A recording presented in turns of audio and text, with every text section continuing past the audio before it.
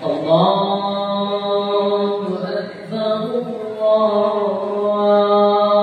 Akbar, Allahu Akbar. La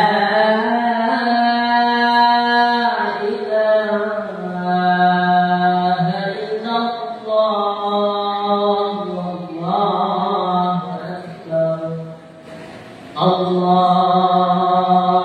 Akbar walillahil hamd. Baik, silahkan disimak bagaimana penjelasan kalimat takbiran ini yang menggunakan kaidah wasol. Untuk kaidah wasol ini hanya 3 kali kita berhenti, yaitu bagian pertama, kedua, dan ketiga. Yang bagian pertama dulu, di sini 3 kali kita mengulang Allahu Akbar, Allahu Akbar, Allahu Akbar.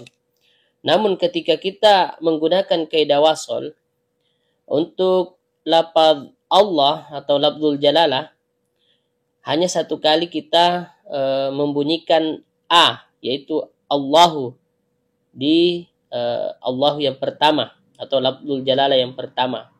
Untuk lafzul jalalah yang kedua dan yang ketiga itu bunyi A-nya dihilangkan karena kita menyebutkan kata sebelumnya kemudian wasol di kalimat Allah, maka otomatis bunyi A-nya dihilangkan.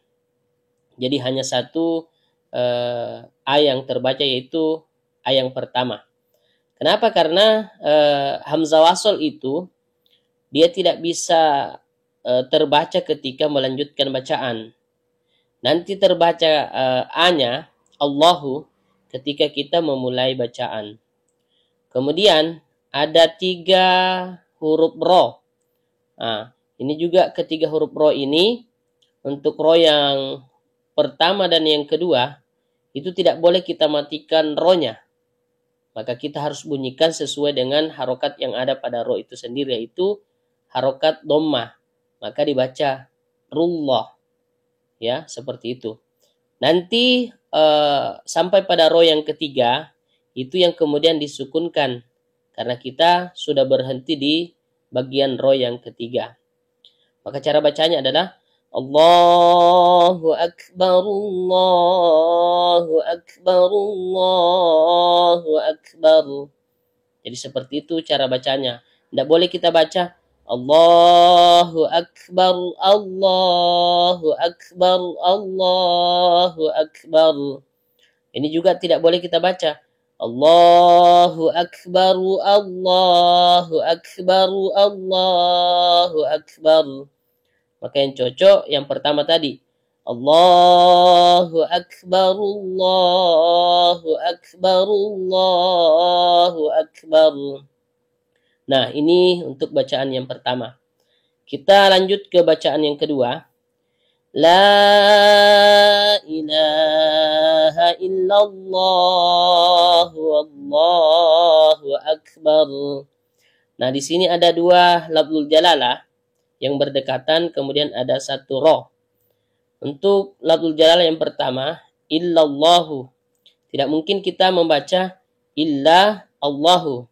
Sama juga dengan lafzul jalalah yang kedua, tidak mungkin kita membacanya wa Allahu. Nah, inilah yang disebut sebagai kaidah wasol. Jadi tidak bisa disebutkan bunyi A-nya ketika menemukan lafzul jalalah. Kemudian akbar, karena runya huruf ro yang berharokat dhamma berada di akhir, maka kita sukunkan saja. Lanjut, bacaan ketiga. Allahu Akbar walillahil hamd.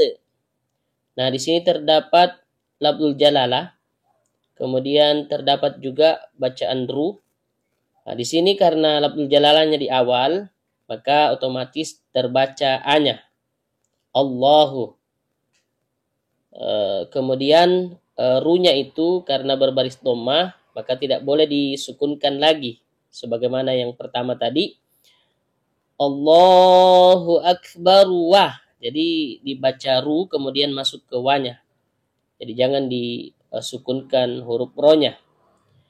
Allahu Akbar walillahil hamd. Nah, seperti inilah membaca kalimat takbir atau takbiran menggunakan kaidah wasol. Selanjutnya kita simak video yang menggunakan kaidah waqaf. Setelah itu kita jelaskan kembali penjelasan tajwidnya. Allahu Akbar. Allahu Akbar. Allahu Akbar. La ilaha illallah.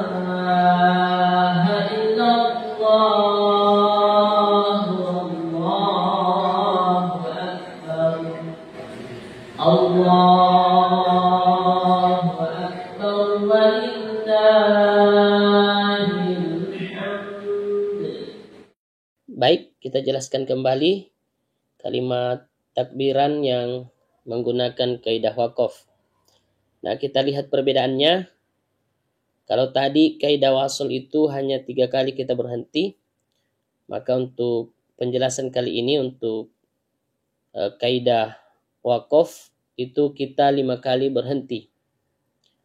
Nah, yang berbeda itu adalah di kata Allahu Akbar yang kita ulangi sebanyak 3 kali di awal. Bacaan yang pertama tadi di kaidah wasl.